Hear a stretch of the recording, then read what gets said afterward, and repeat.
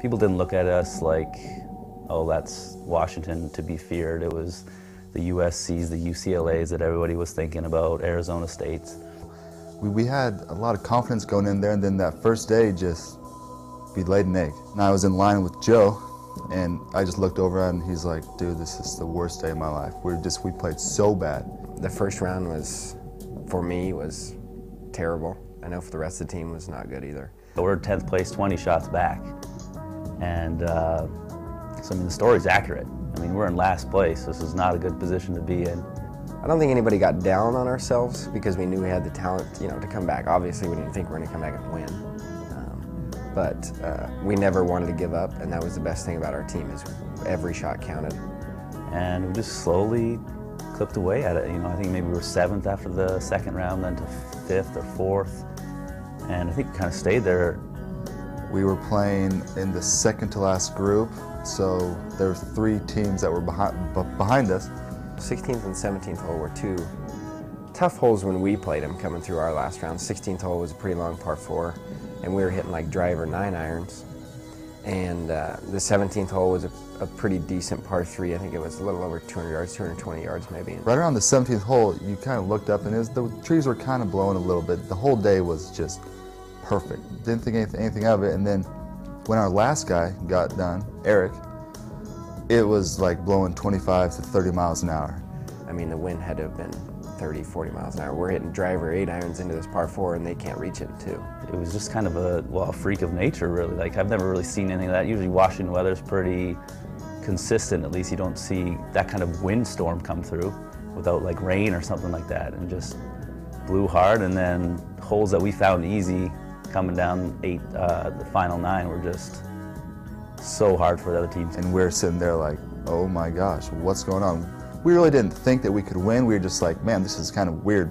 This is weird. What's going on?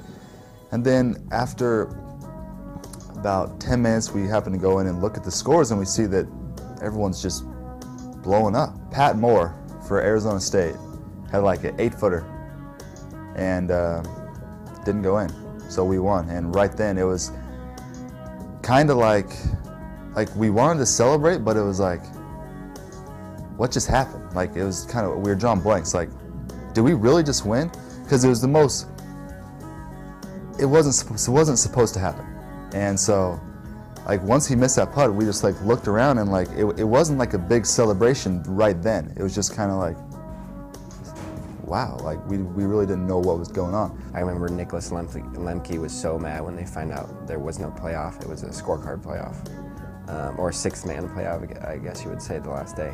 I remember he threw his golf bag like 20 feet, and they were so frustrated, so fired up. But at the same time, we were ready for a playoff, and we were ready to beat them. And to watch them, to leave that golf course, the champions, is a feeling that cannot be replaced. And then once we got the trophy, it was just, I mean, we put in so much work. It was, obviously we got some help from the old wind, but we'll take that, and it was great. We were able to piece it together, and if a guy had a bad round, then the other guy would step up and put one of his better rounds through. So that's what it takes to win any tournament in college golf. You know, rarely will you see a winning team just saturate the top of the leaderboard. They're usually spaced out, and guys just pick it up for other guys that are struggling. So now that we see what's happening right now, I mean, we got a great team the last few years since the 05 Pac-10 team, and I think that was maybe the starting pieces of it. And it's not necessarily the players, but you got Matt Thurman coming in there. He's bringing in good players. Just the system just sort of changes and evolves.